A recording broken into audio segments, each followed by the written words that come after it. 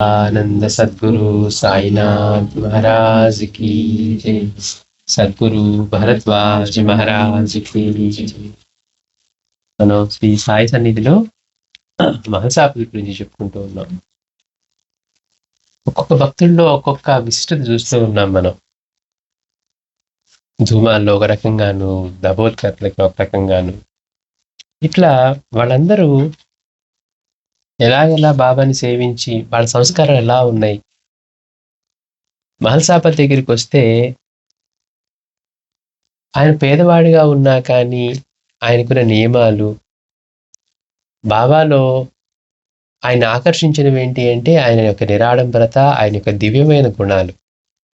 బాబా నాకేదో చేసేసారండి కాబట్టి ఆయనకి సేవ చేస్తాను అనుకొని రాలేదు. ఆయన యొక్క గొప్పతనాన్ని గుర్తించి ఆయనలో ఉన్న వైరాగ్యము, ఆయనలో ఉన్న దివ్యమైన గుణాలు ఆయన ఆకర్షించాయి. అంటే ఒక బాయాజీ బాయిలాగా మొదటి దర్శనంలోనే ఆయన యొక్క ఇది గ్రహించి, పైగా మహల్సాపతి కలిగినంత అదృష్టం బహుశా ఎవరికి కలిగి ఉండదేమో. మానవ జీవితంలో సద్గురువు గురించి తెలియటమే దుర్లభం. చూస్తూ ఉన్నాం మన జీవితాల్లో. మహా అయితే మనకి ఏదో పండగకోసారి ఏదో దేవుడి పటం పెట్టి పూజ చేసుకుంటే మనం ఆ జీవితాన్ని చాలనుకునే స్థితిలో ఉండిపోయింది. అసలు మానవ జన్మ లభించడమే దుర్లభం. ఆ లభించిన తర్వాత సద్గురువుని సేవించడం, అంటే సద్గురువు గురించి తెలుసుకొని సేవించడం, ఆయన దర్శనం, ఆయన సన్నిధి లభించడం ఇంకా దుర్లభం. అంటే ఎంతో పుణ్యం చేసుకొని ఎన్నో సత్కర్మలు చేసి గత జన్మల నుంచి మన ఇష్టదేవతారాధన చేసి వాళ్ళు సంప్రీతులై మనల్ని గురువు దగ్గరికి పంపిస్తే కానీ మనకి ఇవన్నీ దొరకవు కదా. అలాంటిది ఒక్కసారి దర్శనం చేసుకున్నా కానీ దాని ఫలితం ఎంతో ఉంటుందట ఒక సద్గురువు యొక్క దృష్టి పెడితే. అలాంటిది వీళ్ళు ఒక మహల్సాపతి వస్తే బాబాకి పేరు పెట్టడం దగ్గర నుంచి బాబా మొదట ప్రకటమైనప్పుడు సాయినాథుడికి యా సాయి అని రండి సాయి అని పిలవడంతో పేరు పెట్టిన ఆ రోజు నుంచి మళ్ళీ బాబా సమాధి అయ్యే వరకు ఆయనతో 50 సంవత్సరాల పైగా ఆయన సన్నిధిలో ఉండి సేవ చేసుకోవడం అసలు ఎంత అద్భుతం. ఒకసారి దర్శనం చేసుకుంటేనే అబ్బా జీవితం తరించిపోయింది, మనం ఒక మహనీయుని దర్శించుకున్నాం అనే పొందే ఆనందం ఎక్కడ. అసలు 50 సంవత్సరాలు ఆయన సన్నిధిలో ఉంటూ రోజు మసీదులో ఆయనతోటి నిద్రిస్తూ ఇంటికి కూడా వెళ్లకుండా బాబా దగ్గరే ఉంటూ మళ్ళీ పోని బాబాని ఏమన్నా తిండి లేకపోతే వారం 2 వారాల పాటు ఇంట్లో వాళ్ళు పస్తులున్నా కానీ ఒక్కటి ఎవరిని అడిగేవారు కాదట. అంటే అపరిగ్రహం అనేది ఆయనకున్న నియమాలు. ఎలాంటి ఆయన స్వప్నంలో కనపడి ఒక ఆదేశం కొద్దీ నువ్వు చేసే పని కూడా, అంటే వంశవృత్తి కూడా మానేసి బుద్ధి సంపాదించుకోలేవా అంటే ఆయన చేసే బంగారు పని కూడా మానేశాడు. అయినా కానీ అయ్యో ఇవన్నీ ఇంత కష్టాల్లో ఉన్నా కానీ అని ఎక్కడ ఏ మాత్రం కూడా తొడకకుండా సాయి సేవలో మళ్ళీ ఏ లోపం రానియకుండా తాను చేయగలిగే సేవ ఏదైతే ఉందో. ఇప్పుడు చాలా మంది అంటారు అయ్యో వాళ్ళు అవన్నీ తెస్తూ ఉన్నారండి నేనేం తేలేకపోయాను. మనం కాపార్జీ దగ్గర చూస్తూ ఉంటాం. ఆయన సాటి భక్తులు బాబాకి ఏమైనా తీసుకొస్తే ఈయన తేనందుకు చాలా బాధపడి అయ్యో నాకు వాళ్ళ ఆర్థికంగా ఈ స్థితి లేదు, నేను ఈ బ్రిటిష్ వాళ్ళ దీనివల్ల నేను ఇక్కడ బాబా దగ్గర ఉండిపోయి నా ఉద్యోగం కొనసాగించుకోలేకపోతున్నాను, నా వృత్తి కొనసాగించుకోలేకపోయాను. ఇవాళ బాబాకి వాళ్ళు అక్కడి నుంచి వస్తూ మంచి మంచి వస్త్రాలు లేకపోతే చావడిని అలంకరించడానికి కర్టన్ లాంటి వాళ్ళ తెస్తే ఈయన నేను కూడా అలా తేవగలిగే స్థితి నాకుంటే ఎంత బాగుండేదని బాధపడుతూ ఉండేవాడు. మరి ఈయనకి అలాంటి ఆర్థిక స్థితి లేకపోయినా కానీ ఈయన బాబాకి ఏం సేవ చేయాలి అనేది మాత్రమే చేస్తూ ఆయన దగ్గర అంత సన్నిహితంగా ఉంటూ బాబా దగ్గర నుంచి, అంటే రాత్రిపూట ఇంటికి కూడా నిద్రపోకుండా ఉండేవారట. నిద్రపోతే మళ్ళీ ఇంట్లో అక్కడ తనకు వచ్చే ఇబ్బందుల వల్ల బాబాని వెంటబడి పంపించి మళ్ళీ అంటే ఎంతగా బాబాని అంటి పెట్టుకొని సేవ చేశారు అనేది. పైగా మనం గత వారం చెప్పుకున్నాం బాబాని ఆయన ఎంత గట్టిగా విశ్వసించి, పైగా బాబా కూడా ఎంతగా ఆయన పట్ల ఆయన విశ్వాసం పట్ల ఎంతగా చూపారు అంటే 3 రోజులు దేహాన్ని వదిలేసి వెళ్ళిపోయినప్పుడు కూడా ఆ సేవను కూడా ఆయనకే అప్పగించి వెళ్ళారు. అంటే నేను వచ్చే వరకు ఈ దేహాన్ని కాపాడుతూ ఉండు, 3 రోజులు రాకపోతే కనుక ఫలానా చోట సమాధి చేయని కూడా చెప్పి, వాళ్ళు మిగిలిన వాళ్ళు పరీక్షలు చేసి అసలే అంటువ్యాధులు ఎక్కువగా చెలరేగుతున్న కాలంలో అలా ప్రాణం పోయిన తర్వాత దేహాన్ని అట్లా ఉంచకూడదని చెప్పి ఎంత బలవంత పెట్టినా ఆయన బాబా యొక్క శరీరాన్ని ఇవ్వడానికి ఒప్పుకోకుండా ఆయన ఒళ్ళోనే పెట్టుకొని తలని అలానే బాబా చెప్పిన 3 రోజులు బాబాకి అలా కాపలా కాచారు. అంటే శరీరాన్ని ఇవ్వడానికి ఒప్పుకోకుండా అట్లా చేసి మళ్ళీ తిరిగి మళ్ళీ బాబా 3 రోజుల తర్వాత మళ్ళీ మేల్కొని ప్రపంచంలోకి మామూలుగా వచ్చి ఆయన అవతార కార్యం కొనసాగించడానికి కారణం అంటే మనకి బాహ్యంగా ఈయన కూడా కారణం అన్నమాట. అట్లా బాబాకి నామకరణం దగ్గర నుంచి బాబాని మళ్ళీ మనకి అందించడం దాకా అంటే ఎన్నో రకాలుగా. పైగా ఇంత చేస్తూ ఉన్న ఆయన బాబా నుంచి ఏం ఆశిస్తూ ఉన్నారు? అంటే బాబాకి ఆయనకి ఏమైనా డబ్బులు ఇవ్వాలనుకొని బాబా దక్షిణ అందరికి పంచేవారు కదా. అయితే బాబాతో అన్నారట, బాబా నాకు డబ్బులు అక్కర్లేదు, మీ పాదసేవ ప్రసంజన చాలు అని. అంటే వీళ్ళందరి ప్రవర్తన ఎందుకు బాబా దగ్గర వాళ్ళు అంతగా అటువంటి ప్రేమను పొందగలుగుతూ ఉన్నారు? బీదతనంలో ఉండి తినటానికి కూడా లేకుండా ఉన్న స్థితిలో కుటుంబం తనే కాకుండా తనకి ఉన్న 3 ఆడబిడ్డలు, మళ్ళీ ఒక చిన్న మగబిడ్డ, వీళ్ళందరూ ఉండి భార్య ఉండి అందరూ పస్తులుంటూ ఉన్నా కూడా బాబా నాకు తినటానికి ప్రసాదించండి చాలని కూడా అడగకుండా, బాబా నాకు డబ్బుల మీద ఇది లేదు, మీ పాదసేవ ప్రసాదించండి నిరంతరం అని కోరటం అంటే ఎంతటి సంస్కారం ఉండాలి, ఎంతటి భక్తి ఉండాలి. మరి అలాంటి వారికి కాకపోతే 50 సంవత్సరాల పైన మనలాంటి వాళ్ళకి ఎలా దొరుకుతుంది? అంటే మీరు చూడండి, అంటే ఎందుకు చెప్తున్నామంటే మనకి ఎలాంటి భావాలు ఉంటే మనం ఆయనకి దగ్గర అవుతాం. ఇప్పుడు బూటీ లాంటి వాడు ఉన్నాడు, ఎంతో కోటీశ్వరుడు, ఎంతో ధనవంతుడు, ఆయనకి ఎంత ఆస్తుందో ఆయనకే తెలియదు. మరి ఆయన బాబా పాదాల దగ్గర అక్కడే పడి ఉండటం ఏంటి? అక్కడే కూర్చొని ఎప్పుడెప్పుడు ఆయన అనుగ్రహం ఇస్తాడా అని ఎప్పుడు అక్కడే కూర్చొని ఉండేవాడట. ఈ ఊరికి కూడా ఎప్పుడన్నా ఒకసారి వెళ్ళటం కోసం ఇబ్బంది అయిపోతుంది, ఇక్కడే ఉందామని చెప్పి ఆయన బూటీ వాడ కట్టుకోవడానికి నిర్ణయించుకున్న కారణం కూడా అది. మనమే అనుకుంటాం డబ్బు ఒక్కటే ఉంటే తృప్తిగా ఉండొచ్చండి, బాగా సంపాదించుకొని ఇవాళ ₹1,00,00,000 ఉన్నాయి, అదే 100 కోట్లు ఉంటేనా అనుకుంటాం. ఫర్ ఎగ్జాంపుల్ 100 కోట్లలోడేమో బాబా దగ్గర కూర్చొని ఆయన పెట్టే ప్రసాదం చిన్న చపాతీ మొక్క తింటే చాలనుకొని అక్కడే ఉండి అక్కడే ఇల్లు కట్టుకొని అక్కడే ఉందామని ఒక కాకా దీక్షిత్ కానివ్వండి, ఒక ఈయన కానివ్వండి, ఎవరిని చూసినా కానీ. అంటే సద్గురు యొక్క సన్నిధి వీటన్నిటికంటే కూడా పై స్థాయిలో ఉంటుంది. మిగిలినవి ఏమీ ఇవ్వలేనివి, కుప్పలు కుప్పలుగా రాసులు పోసినా కానీ ఇవ్వలేని ఆనందం సద్గురు యొక్క సన్నిధిలో ఉంటుంది. అది అనుభవించిన వాళ్ళకే తెలుస్తుంది. అందుకని జీవితంలో మీరు ఏదైనా పొందవచ్చు, కానీ ఒక సద్గురు యొక్క దర్శనం పొందటం అనేది అంత కష్టం.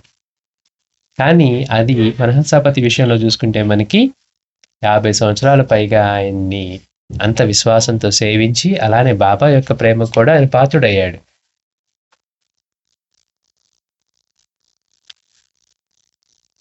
బాబాకి ఎంతో దక్షిణ రావటం మొదలుపెట్టిన తర్వాత ప్రతిరోజు ఒక్కొక్క భక్తుడికి బాబా, ఒక భక్తుడికి ₹35, ఒక భక్తుడికి ₹15, ఒకరికి ₹10 ఇలా ఇస్తూ ఉండేవారట. ఆ రోజుల్లో ₹30, ₹15 అంటే చాలా పెద్ద మొత్తం. వాళ్ళు అక్కడ నెలకి జీతం ₹2 వచ్చేదేమో వాళ్ళకి. చిన్న చిన్న ఉద్యోగస్తులకి ₹2, ₹3 అట్లా వచ్చేవి. ఒక బియ్యం బస్తా కొనాలంటే ₹2 ఉండేదట. మరి ఆ రోజుల్లో బాబా రోజు ₹15, ఒక్కొక్కరికి ₹30, ఒక్కొక్కరికి ₹50 ఇచ్చేవారంటే అది ఎంతో విలువైన డబ్బు. ఇవాళ మనకి ఏమి రావు కానీ దానికి ఆ రోజుల్లో అంత విలువైన డబ్బు. బాబా ఇచ్చే దక్షిణలు దాచిపెట్టుకొని ఎకరాలు కొనేశారట. పైగా బాబా చెప్పేవారు, దీన్ని దుర్వినియోగం చేయమాక అంటే, ఆ డబ్బుని దుర్వినియోగం చేయకూడదని అసలు కొన్ని ఎకరాలు కొనేశారట. చూడండి మరి. మహల్సాపతికి కూడా బాబా ₹3 ఇచ్చి రోజు నేను ఇచ్చేది తీసుకుంటూ ఉండు, నిన్ను ఒక శ్రీమంతుడిని చేస్తాను అన్నారు. బాబా అంటున్నారు, మిగిలిన వాళ్ళకి ఇచ్చినట్టుగానే మహల్సాపతికి కూడా రోజు నేను ఇచ్చే దక్షిణ తీసుకుంటూ ₹3 తీసుకుంటూ ఉండు, నిన్ను ఒక శ్రీమంతుడిని చేస్తాను అన్నారు. అంటే అంతేకాకుండా బాబా అన్నారట, అందరూ నిన్ను ఆశ్రయించి నీ మంచి కోరి సేవిస్తారు, అంటే ఇట్లు గొప్పవాడిగా వాళ్ళు చేస్తారంటే అతను అన్నారు, బాబా నాకు అదంతా వద్దు, నాకు మీ పాదసేవ మాత్రమే కావాలి అన్నారు. అంటే మనకి దొరికితే ఏమంటాం, బాబా మీ ఇష్టం, మీరు ఇచ్చిందే అనుగ్రహం, అసలు మేము పెద్ద లిస్టు తీసుకొని వచ్చాం, కానీ మనందరికీ అలా కోరికల లిస్ట్ ఎక్కువ ఉంటుంది. ఎందుకంటే అవన్నీ ఉంటే మనం సంతోషంగా ఉంటాం, అవన్నీ ఉంటే ఆనందంగా ఉంటాం అనే ఒక మనం చూసిన సమాజంలో అందరూ దానికోసమే పరిగెట్టి ఉన్న వాళ్ళే ఆనందంగా ఉంటగా మనకి బయటకు అనిపిస్తూ ఉండటం వల్ల మనం కూడా అవి ఉంటేనే అనే దానిలో మనం పడిపోతూ ఉంటాం. కానీ అన్నిటికంటే అలాంటి ఆనందం మనకి మనలోనే ఉందని, అది మనకి పొందడానికి చేసే సాధనా యత్నానికి సమయం పడుతూ ఉన్నా, అదే మనం దేనికోసం అయితే ప్రయత్నం చేస్తున్నామో అది సద్గురు రూపంలో తారసలినప్పుడు మనసు ప్రశాంతమై ఆనందం లభిస్తుంది. అందుకే మహాత్ముల దగ్గరికి వెళ్ళినప్పుడు వాళ్ళు ఎందుకు అక్కడికి వెళ్తే రాలేరంటే కారణం అది. ఇక ఏమీ అక్కర్లేని స్థితిలో వాళ్ళకి తృప్తిగా ఆనందంగా ఉంటుంది. మంచి నిద్రలో మనకి తెలిసేది ఎంతో పాక్షికమైన చిన్న ఆనందమే. అంటే ఎంత హాయిగా నిద్ర పట్టిందండి. మనకు పగలు ఎన్ని సమస్యలున్నా ఎన్నున్నా మర్చిపోయి ఆదపడి నిద్రపోయిన తర్వాత ఆ సమస్యే గుర్తురాదు. అంటే కలలు రావడం వేరు. గాఢంగా నిద్ర పట్టినప్పుడు అప్పుడు దాకా అంత కష్టంగా ఉన్నది కూడా లేకుండా తెలిసిపోతుంది. అంటే హాయిగా నిద్రపోయి లేచి మళ్ళీ మెలుకువ రాగానే నిన్నటి సమస్య గుర్తొస్తుంది. కానీ ఆ గాఢ నిద్రలో మాత్రం ఇంతకంటే భయంకరమైన దెబ్బతిన్న వాళ్ళు, జరిగిన వాళ్ళైనా సరే గాఢ నిద్రలో ఉంటే ఇవేమీ తెలియదు. ఇంద్రియాలు పనిచేయకుండా, మనసు పనిచేయకుండా ఉన్న స్థితిలో. అవి అక్కడ నిద్రలో మన ప్రయత్నం లేకుండా మెలుకువలో రాగానే అన్నీ పనిచేస్తూ ఉన్నాయి. మనం దీన్ని ఎట్లా పొందాలి ప్రశాంతాన్ని కొట్టుకుంటూ ఇంకా కల్లోలం చేసుకుంటూ ఉంటాం. నిద్రలోనేమో మరి మీకు చేత కావట్లేదు అని చెప్పి భగవంతుడు అందరికీ ప్రసాదించాడట కరుణతోటి. అది మెలకువలో పొందడం అనేది దానికోసం చేసే సాధన. అది సద్గురు సన్నిధిలో మన మనస్సు, ఇంద్రియాలు అన్నీ కట్టుపడిపోయి వాడు అక్కడ కూర్చొని చూస్తూ ఉండటమే. అక్కడ ఏది ఇస్తాడని కాదు, అలా కూర్చొని ఉండటమే సద్గురు యొక్క సన్నిధిలో కూర్చోవటమే ఆనందం. అలాంటిది ఆనందాన్ని పొందుతూ ఉన్నారు. ఇంకా ఇతనేమంటున్నారు, బాబా నాకు ఇదంతా వద్దు, మీ పాదసేవ మాత్రమే కావాలి. అతడికి సిరి సంపదల కంటే కూడా వైరాగ్యము, అపరిగ్రహము, అంటే ఏవి ఎవరి నుంచి ఏది ఊరికే తీసుకోకపోవటము, అవే తృప్తి. తనకి ఆనందాన్ని ఇచ్చేది ఏంటి అంటే అవి. తనకున్న వైరాగ్యము, అపరిగ్రహము. మనం ఇక్కడ చూడండి, ఎవరన్నా ఇక్కడ కల్చర్లో ఫ్రీ అని పెడితే తీసుకోవడం అలవాడైంది. ఎవరన్నా మార్చుకుంటూ ట్రాన్స్లేషన్లో పక్కన పెట్టి ఫ్రీ అని పెట్టకపోయినా కానీ తీసుకెళ్ళిపోతున్నారు. వాళ్ళు మళ్ళీ మెసేజ్ పెడతారు, ఏమంటే అది ఫ్రీ కాదండి, మేము ట్రాన్స్లేట్లో పెట్టామంట. మనకి అది అక్కడ పెడితే అది ఫ్రీ కాబట్టి పెట్టారనుకుంటారు. మంచిది కనపడినా కానీ వాళ్ళు ఆలోచించరు, వాళ్ళు తీసుకెళ్తే ఇక్కడ పెట్టారేమో అని కూడా. అంటే వాళ్ళు మళ్ళీ మేనేజ్మెంట్ నుంచి మెసేజ్ రావడమో ఏదో జరుగుతూ ఉంటుంది. అక్కడ ఒకసారి ఇట్లా వాళ్ళ సోఫాలు కూడా తీసుకెళ్లారట మేనేజ్మెంట్. ఎందుకు చెప్తున్నానంటే అపరిగ్రహము అనేది పేదతనంలో తనకి ఆర్థికంగా తినడానికి లేని స్థితిలో ఉన్నప్పటికీ కూడా ఊరికే ఇస్తే స్వీకరించకూడదు అనే అంత నియమం పెట్టుకున్నాడు. బాబా కూడా ఆయనకి ఏమైనా ఇస్తే చెప్పవలసి వచ్చేది, అమ్మా నేను మీ ఇంటికి వస్తున్నాను, నన్ను నిరాకరించవద్దని చెప్పు అని. అంటే ఏంటి, అంత గట్టిగా వాళ్ళు ధర్మాన్ని కట్టుకొని వాళ్ళకున్న దాంతో తృప్తిగా ఉండేవాళ్ళే తప్పించి, అయ్యో పక్కన బూటి మహాకోటీశ్వరుడే నేను అలా లేనే అని అలాంటిది లేదు. బాబాలో ఉన్న వైరాగ్యం నచ్చింది, బాబాలో ఉన్న దివ్యత్వం నచ్చింది. దాన్ని పట్టుకొని ఏమంటున్నారు, బాబా నాకు అవే ప్రసాదించు, నీ పాదసేవ చేసుకోవడమే ప్రసాదించు, నాకు ఇంకేం వద్దు, నన్ను ధనవంతుడిని చేయొద్దు, నన్ను మహాత్ముడిని చేయొద్దు, నన్ను నీ పాదసేవకుడిగానే ఉంచు అని కోరుకుంటూ ఉన్న సంస్కారం కనపడుతూ ఉంది అతనిలో. అందుకే బాబా ఇతనికి బాబా గల సన్నిహితం ఆ ఒక్క విషయంలో తెలుస్తుంది అంటూ 1886లో ఒకరోజు బాబా అతనితో, అరే భగత్, నేను అల్లావుద్దకు పోతున్నాను, నీవి దేహాన్ని 3 రోజులు కాపాడుకో, నేను తర్వాత తిరిగి రాకుంటే దీనిని ఆ వేప చెట్టు దిగిన సమాధి చెయ్యి అని చెప్పి అతడి తొడపై తల ఉంచి శరీరం విడిచిపెట్టారు. బాబా చరిత్రలో అత్యద్భుతమైన ఘట్టం ఇది. ఇప్పటి వరకు ఎంతో మంది అవతారాలు వచ్చారు, కానీ మరణం మీద విజయం అనేది ప్రత్యక్షంగా చూపించిన వారు బాబానే. అంటే మామూలుగా వచ్చి వెళ్ళిపోయి, ఇప్పుడు మన జీసస్ గురించి చెప్తూ ఉంటారు, ఆయన తర్వాత కూడా మళ్ళీ వచ్చి కొద్దిమంది శిష్యులు కనపడి ఆయన మళ్ళీ వెళ్ళిపోయారని.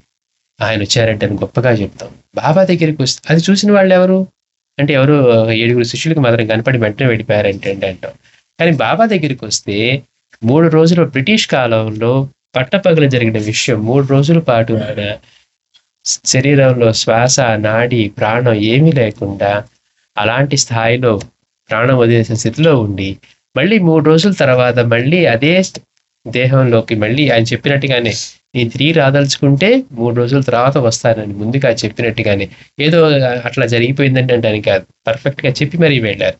నేను తిరిగి రాదలుచుకుంటే 3 రోజుల్లో వస్తాను, అల్లా వద్దకు వెళ్తున్నాను, తిరిగి రాదలుచుకుంటే 3 రోజుల్లో వస్తానని కూడా చెప్పారు. ఆ 3 రోజులు వచ్చిన తర్వాత మళ్ళీ వేరే వాళ్ళకి ప్రశ్నించడానికి లేదు, ఏమండి వచ్చారంటారా, ఎవరిని చూశారంటారా, మళ్ళీ 30 సంవత్సరాల పాటు తన అవతార కార్యం మళ్ళీ అందరి ముందు అంతే అద్భుతంగా చేస్తూ ఉన్నారు. మహనీయులంటే మరణానికి అతీతులు, జయించిన వారు. ప్రత్యక్షంగా అట్లాంటి అనుభూతిని అన్ని రూపాల్లో ఉండటమే కాకుండా మరణానికి కూడా ఆయన అతీతులు. అన్ని ఆయన దానిలోనే ఉంటాయి, మరణం కూడా ఆయన ఆధీనంలో ఉంటుంది నిరూపించిన వారు. అలాంటి అవతారం మనకి ఎక్కడ కనపడుతుంది చూడండి, ఇంకెక్కడన్నా చూడండి. అట్లా భక్తులు భక్తులు పహరా కాసే భక్తులు రాత్రిపూట షిరిడీకి వస్తే బాబా దేహం ముక్కలు ముక్కలుగా పడి ఉండేదట. అమ్మో, బాబాని ఎవరు హత్య చేసి ఉంటారు అంటే హిందూ ముస్లిం కొట్టుకుంటూ ఉండేవాడు. ఈయన మావాడంటే మావాడని, మొదట్లోనేమో ఈయన మీవాడంటే మీవాడని కొట్టుకునేవాళ్ళట. ఆయన గొప్పతనం తెలిసిన ఈయన మావాడంటే మావాడు. కానీ సమస్య ఎక్కడుంది? మావాడని చెప్పుకుంటున్నాం, ఈయన మసీదులో కూర్చొని హిందువులని ప్రోత్సహిస్తూ ఉన్నారు, వీళ్ళని ప్రోత్సహిస్తూ ఉన్నారు. అది ఇబ్బందికరంగా ఉండి ఎవరో బాబాని హత్య చేసి ఉంటారని అతను భయపడిపోయి భక్తులు వెళ్ళిపోయిన తర్వాత రోజు చూస్తే ఏంటి రాత్రి భయపడ్డావా అని అడుగుతారు. అంటే ఆ రోజుల్లో ఖండయోగం చేసేవారు. మరి అలాంటి మహనీయుడు అసలు ఎక్కడైనా కనపడతారా మనకి? అట్లా ఈ ఘట్టంలో బాబా చెప్తూ ఉన్నారు, నేను తిరిగి వస్తే 3 రోజుల్లో వస్తాను, లేదంటే గనక ఆ వేప చెట్టు దగ్గర సమాధి చెయ్యి అని చెప్పి మహల్సాపతికి చెప్పారు. మామూలు వాళ్ళకి చెప్పారనుకోండి, ఎవరో బ్రిటిష్ వాళ్ళు వచ్చి గట్టిగా ఫోర్స్ చేస్తే ఏం చేస్తాం? ఇచ్చేస్తాం. బాబా నేను ప్రయత్నం చేశాను, వాళ్ళని మరీ ఇబ్బంది పెట్టారు, నా దగ్గర నుంచి లాగేసుకున్నారు, ఏదో చెప్తారు. మరి ఆ పని మనం ఒకరికి చెప్పాలంటే ఏ పని నిజంగా నమ్మకస్తుడికి చెప్తా అంటే బాబా సంకల్పానికి మించి అతీతంగా ఏం జరగదు. బ్రిటిష్ వాడేది మాత్రం వాడేమన్నా ఇదే. ఆయన సంకల్పం ఉంటే మనం చెప్పుకున్నట్టుగా కేవలం నువ్వు విడుదలవుతావని చెప్పినందుకు జడ్జి మళ్ళీ ఏ విచారణ కూడా జరపకుండా వెళ్ళిన ధూమాలను అడిగి ఇదేమంటావు అని అడిగి కేవలం బాబా గురించి అడిగి వదిలేశాడు ఆయన. అంటే బాబా సంకల్పం వ్యక్తుల యొక్క మనసుని క్షణంలో మార్చేస్తుంది. కనుక ఆ 3 రోజులు అతని నిద్రాహారాలు కూడా మన అలానే కూర్చున్నాడు. గ్రామకరణం, మునుసబు మొదలగు వారు మసీదుకి వచ్చి వైద్యం చేత బాబాకి దేహానికి పరీక్షలు చేయించి ఆయన చనిపోయారని ప్రకటించారు. ఆ దేహాన్ని సాధ్యమైనంత త్వరగా సమాధి చేయాలని ఎందరెంత చెప్పినా కానీ మహల్సాపతి తన పట్టు విడవక 3 రోజులు దాన్ని కాపాడుతూ వచ్చాడు. అంటే ఇతని భక్తి గురించి, బాబా మాటల పట్ల విశ్వాసం, బాబా 3 రోజులు వస్తే తిరిగి 3 రోజులకు వస్తానని చెప్పారు కనుక తన ప్రాణమని ఇవ్వడానికి సిద్ధపడ్డాడు, కానీ బాబాని దేహాన్ని ఇవ్వడానికి మాత్రం సిద్ధపడలేదన్నమాట. అటు తర్వాత తిరిగి బాబా శరీరం ధరించి 32 సంవత్సరాలు తన అవతార కార్యం కొనసాగించారు. అత్యద్భుతం అనమాట ఈ ఘట్టం. అసలు బాబా గురించి పిచ్చి పిచ్చిగా మాట్లాడేవాళ్ళు ఎంతో మంది ఉన్నారు వాళ్ళు బయట, తెలిసి తెలియకుండా. ఎవరన్నా చూపించమనండి చరిత్రలో. మళ్ళీ ఆయన దేహాన్ని వదిలేసి 3 రోజుల తర్వాత వచ్చి మళ్ళీ అందరి ముందు సామాన్యంగా, ఏ తలుపులేసి ఉన్న మసీదు కాదు అది, అందరికీ తెరిచి ఉన్న మసీదే, మొత్తం జీవితం అంతా ఓపెన్, వచ్చే ప్రతి పైసా ఇచ్చేయటమే. ఆయన దగ్గరికి వచ్చే నివేదనలు, దక్షిణలు, ఆయన కోసం ఉంచుకున్న పైసా లేదు. అందరికీ అని ఇచ్చేవాడు, ఆయనకు అవసరం ఏముంది? కానీ తెలియని వాళ్ళు ఏమంటారు, ఈ సంకుచితంతో మాట్లాడటంతో ఏదో వీళ్ళు మతాలకి ధర్మాలకి వీళ్ళేదో ఇది సొంతగా తీసేసుకున్నట్టు, ఆయన గురించి ఒక్క విషయం కూడా తెలియకుండా కృష్ణ భగవానుని తీసుకున్న విశ్వం అంతా తానే అనుభవం ఇచ్చింది ఒక్క అర్జునుడికే. బాబా దగ్గరికి వస్తే ఆయన దగ్గరికి వచ్చిన ప్రతి ఒక్కడికి అనుభవం ఇచ్చేవారట. నువ్వు పెట్టే పిల్లి, గేదె అన్ని కూడా నేనే, నీలో ఉన్నది నేనే, ఇలాంటి అనుభవం ఇచ్చిన వాళ్ళు మనుషులు మనకి ఎవ్వరు కనపడరంటారు. అంటే ఇప్పటి వరకు ఇన్ని మతాల్లో, ఇన్ని ధర్మాల్లో, ఇన్ని కాలాల్లో సాయినాథుడు లాంటి అవతారమే రాలేదన్నారు మనుషులు. అంతగా ప్రకటమైన గొప్ప అవతారం. అట్లాంటి ఆయన్ని 50 సంవత్సరాలు పైగా సేవ చేసుకునే, భౌతికంగా పక్కనే ఉండి సేవ చేసుకునే అదృష్టం మహల్సాపతి. అందుకే మాస్టర్ గారు ఏమన్నారు, ఆయన తపస్సే చేయించారన్నారు. రాత్రిపూట కూడా బాబా దగ్గర నుంచి పక్కకు పోనిచ్చేవారు కదట. బాబా మసీదు కూడా దిగనిచ్చేవారు కదట. దిగితే చచ్చిపోతావు జాగ్రత్త అనేవారట. ఇక అతను నిద్రపోతే మేలుకొల్పేవారట. మేలుకొల్పి నీ చేతిని నా హృదయం మీద ఉంచి నాలో జరిగే నామస్మరణని గమనిస్తూ ఉండు, ఆగిపోతే కనుక నాకు గుర్తు చేయమనేవారట. అది ఆగింది లేదు, ఈయన నిద్రపోయింది లేదు, ఆయన తెలిపింది లేదు. అంటే ప్రత్యక్షంగా బాబా సన్నిధి రాత్రిపూట నిద్ర కూడా పోకుండా బాబా, మహల్సాపతి వీళ్ళందరూ కూర్చొని అలా ఉండేవారు.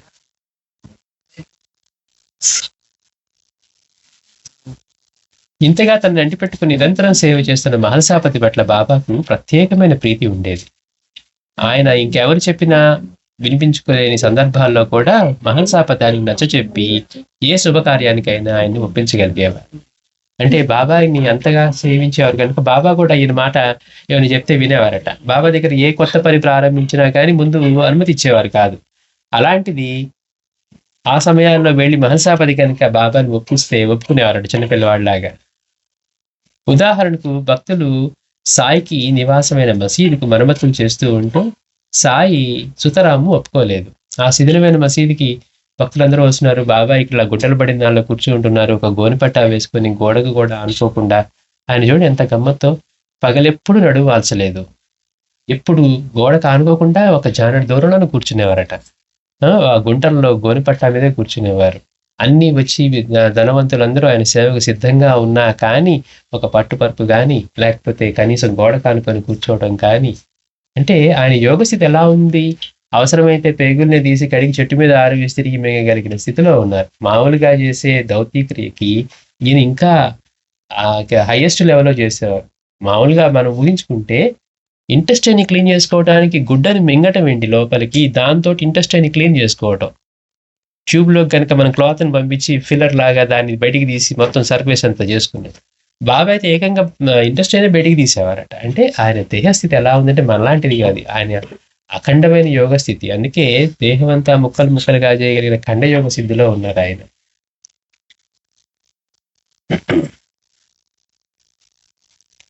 భక్తులు ఏం చెప్పినా అంటే కొత్త పనులు ఏం చేస్తూ ఉన్నా కానీ బాబా ఒప్పుకునేవారు కాదట. కానీ మహంగాపతి గాని వీళ్ళెళ్ళి చెప్తే బాబా ఒప్పుకునేవారు. నేడు ద్వారకామాయి ఇంత చక్కగా ఉందంటే అందుకు ప్రధాన కారకుడు కూడా ఇతడే. బాబాకి పేరు పెట్టడం దగ్గర నుంచి మళ్ళీ బాబాని ఈ 3 రోజుల పాటు ఆయన శరీరాన్ని కాపాడుకున్నది ఇతనే.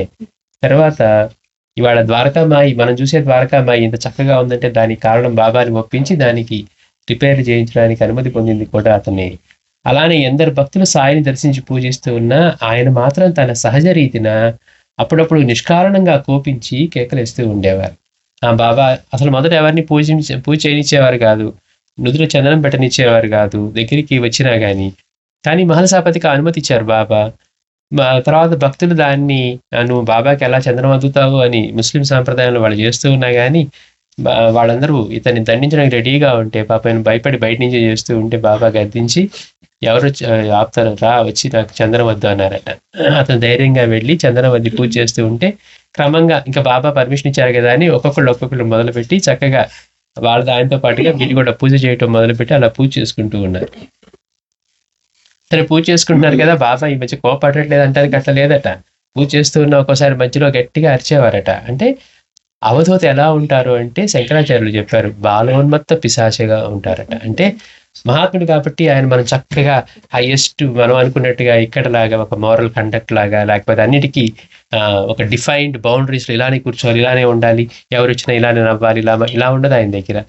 బాలుడు ఎలా ఉంటాడు, చిన్నపిల్లవాడు ఎలా ఉంటాడు, ఉన్మత్తుడు ఎలా ఉంటాడు, బాలోన్మత్త పిశాచ వృత్తి అన్నారు. పిశాచం ఎలా ఉంటుంది అలా ఉండేవారట. అందుకే బాబా ఉండి ఒక్కోసారి కోప్పడుతున్నట్టుగా ఉండేది, ఒకసారి రాళ్ళు వేసినట్టుగా ఉండేది. కానీ దాని వెనక చర్యలు వేరుగా ఉంటాయి. ఎవరినో ఆపదలు రక్షిస్తూ ఉండేవారు. అంటే చూసే వాళ్ళకేమో ఇదేంటి బాబా గొప్పవాడు అనుకొని వస్తే ఈయనేంటి ఇట్లా తిడుతూ ఉన్నాడు, ఆవిడెవరో పాపం పిల్లలు కావాలని వస్తే ఆవిడని అన్ని తిట్లు తిట్టి పంపించారే, ఆయన మహాత్ముడు ఎట్లా అవుతారు అనుకొని వెళ్ళారట. అని ఇంకో మహాత్ముడిని ఒక భక్తుడు అడుగుతున్నట్ట, నేను వెళ్ళినప్పుడు బాబా దగ్గరికి ఒక భక్తురాలు వచ్చింది, ఆవిడకి బిడ్డలు కావాలంటే బాబా తిట్టి పంపించారు, ఆయన మహాత్ముడు ఎలా అవుతాడు, అసలు కనీసం మాట్లాడటం కూడా చేత కావడం మహాత్ముడు అన్నారట. ఆయన నవ్వి ఇప్పుడు పోయి చూడిపో ఆవిడికి బిడ్డలు ఉన్నారు అన్నారట. అంటే ఆయన అనుగ్రహించే తీరు వేరుగా ఉంటుంది.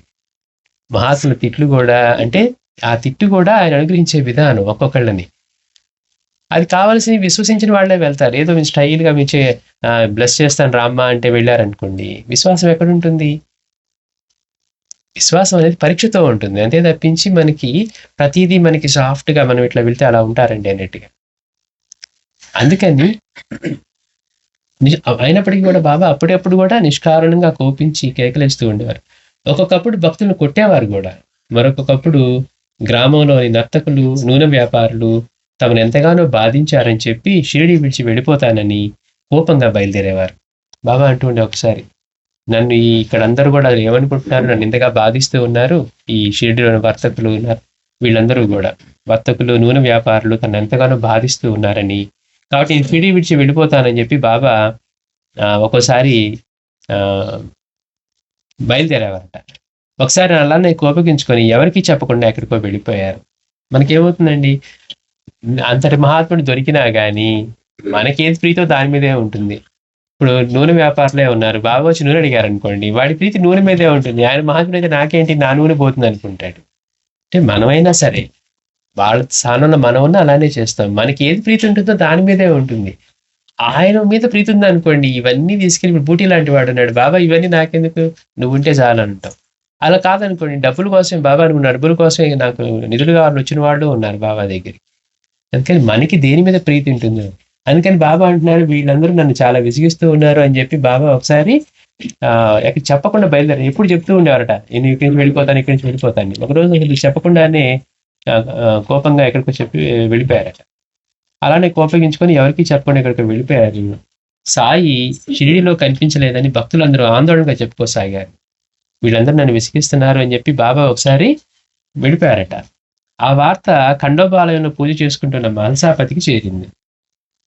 ఈయన ఖండోబాలయంలో పూజారి కదా, ఈయన పూజ చేసుకున్నప్పుడు అప్పుడు తెలిసిందట, బాబా ఎక్కడికో కోపడి వెళ్ళిపోయారు, బాబా కనపడట్లేదు మసీదులో అని. అతడు వెంటనే వచ్చి గ్రామంలో విచారించగా సాయి రహటాక్ గాని నీమ్గావ్ గాని వెళ్ళలేదని, ఆయన గ్రామం విడిచి వెళ్లే ముందు తీవ్రమైన కోపావేశంలో ఉన్నారని కొందరు గ్రామస్తులు చెప్పారు. బాబా ఏం చేసేవారు, తరచుగా అసలు షిరిడీలోకి వచ్చిన తర్వాత ఆయన ఎక్కడికి వెళ్ళలేదు. ఒక నీమ్గావు రహటాక్ మాత్రం వెళ్ళి అక్కడున్న ఈ డేంగ్లేని వీళ్ళని కలిసేవారు బాబా. వాళ్ళెంతో గొప్ప భక్తులు. పైగా అక్కడి నుంచే ఈ పూల విత్తనాల ఈ మొక్కలు ఇవి విత్తనాలు తెచ్చి ఆ లెండిపాగులో ఆ మొక్కలు వేసింది, ఇదంతా కూడా అక్కడి నుంచే అనమాట. అంటే ఆ పక్కనున్న 2 గ్రామాలకు తప్పించి సాయి మళ్ళీ ఎక్కడికి వెళ్ళిందే లేదు. ఆ 60 సంవత్సరాలు సాయి భౌతికంగా దేహంతో ఉన్నంత కాలం కూడా ఎక్కడ వేదికలెక్కింది లేదు, ఎక్కడ మాట్లాడింది లేదు. కనుక ఇతనే అంటే అక్కడికి వచ్చి గ్రామంలో విచారించాడు, బాబా ఇటు వెళ్ళారు, ఇటు వెళ్ళారా, రహటాకి వెళ్ళారా అట్లా అంటే వాళ్ళు ఎవరు అట్లా వెళ్ళలేదు, కానీ బాబా వెళ్ళేప్పుడు మాత్రం బాగా కోపంగా వెళ్ళారు అని చెప్పి మాత్రమే చెప్పారట. ఆయన లెండి నుండి నీమ్గావ్ వైపుకు బయలుదేరటం మాత్రం చూశామని ఎవరు చెప్పారు. నీమ్గావ్ వైపు బయలుదేరారని. వెంటనే అతడు ఆయన షిరిడీలో మొదటిసారి ప్రకటమైన కొద్ది కాలానికి ఎవరికి తెలియకుండా ఎక్కడికో వెళ్ళిపోవడం గుర్తుకొచ్చింది. చూడండి, మొదట్లో బాబా షిరిడీలో ప్రకటమయ్యి మళ్ళీ 1 సంవత్సరం పాటు గ్యాప్ తీసుకొని మళ్ళీ తర్వాత ప్రకటమయ్యి మళ్ళీ చాంద్ పాటిల్ మేనల్లుడి పెళ్లి కోసం షిరిడీ వచ్చారు కదా. అంటే ఇలానే ఇతనికి అది గుర్తొచ్చింది, అమ్మో బాబా వెళ్ళిపోయారు ఇప్పుడు మళ్ళీ, అప్పుడు కూడా 1 సంవత్సరం పాటు వెళ్ళిపోయి వచ్చారు అంటే తట్టుకోలేకపోయాడు. ఎందుకని, ఆయనకి ఆయన సేవ, ఆయన సన్నిధి, ప్రీతి అది మిస్ అయిపోయింది అన్న భావనే ఆయనకి తట్టుకోలేని అనమాట. అంటే మనకి ప్రీతికరమైంది మనకు అందుబాటులో లేదనుకోండి, మనం ఏం చేస్తాం, వెంటనే వెతుక్కుంటాం. అట్లానే అయ్యో బాబా లేకపోతే అనే భావనే అతనికి తట్టుకోలేడు అనమాట. అందుకని మళ్ళీ అప్పుడులాగా వెళ్ళిపోయి బాబా సంవత్సరం తర్వాత 2 సంవత్సరాలు కలిసి నా పరిస్థితి ఏంటి అనుకున్నాడు. అందుకని అంతకుముందు జరిగిన సంఘటన గుర్తొచ్చిందట. కొద్ది కాలానికి ఎవరికి చెప్పకుండా వెళ్ళిపోవడం గుర్తొచ్చింది. ఈసారి ఆయన మళ్ళీ తిరిగి వస్తారో లేదో అని భయం వేసింది. అట్టి ఆలోచన కలగగానే అతనికి కాలు మనసు రెండూ నిలవలేదు. అంటే ఎట్లయినా వెళ్ళి బాబా ఎక్కడున్నారు, ముందు ఆయన్ని పట్టుకోవాలి, ఆయన ఇక్కడ రాకపోతే ఆయనతోనే ఉండాలి. అది అంటే ఇక్కడికే వచ్చి నువ్వు బాబా నేను ఇక్కడే ఉన్నాను, నువ్వు వచ్చి ఇక్కడే ఉండాలి, అది కాదు, బాబా ఎక్కడుంటే అక్కడ ఉండాలి. అందుకని ఎప్పుడైతే అతనికి ఆలోచన వచ్చిందో, పోయినసారి లక్కీగా 1 సంవత్సరానికన్నా తిరిగి వచ్చారు, ఈసారి బాబా కోపంగా వెళ్ళిపోయారు, వస్తారో రారో, ఈ జనాలు ఏం మార్పు లేదు, విసిగిస్తూ ఉన్నారో ఆయన్ని అనిపించిన తర్వాత ఇక ఇతనికి కాలు మనసు రెండూ నిలవలేదట. సాయి లేని ఆ గ్రామంలో జీవించడం అతనికి అసాధ్యం అనిపించింది.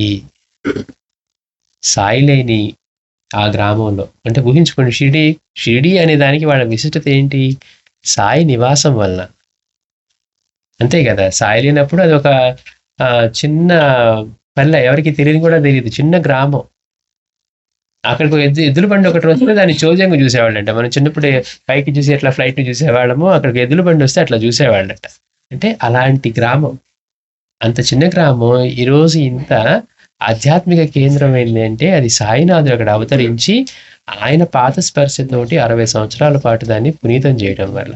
అందుకని మాస్టర్ అంటారు, మనం షిరిడీలో ఎప్పుడు మందిరానికి వెళ్ళినా కానీ ఇదంతా కూడా సాయి పీల్చి వదిలిన గాలితోటి ఇదంతా పవిత్రమైందని, ఆయన నడిచిన ధూళితోటి ఇదంతా పవిత్రమైందని.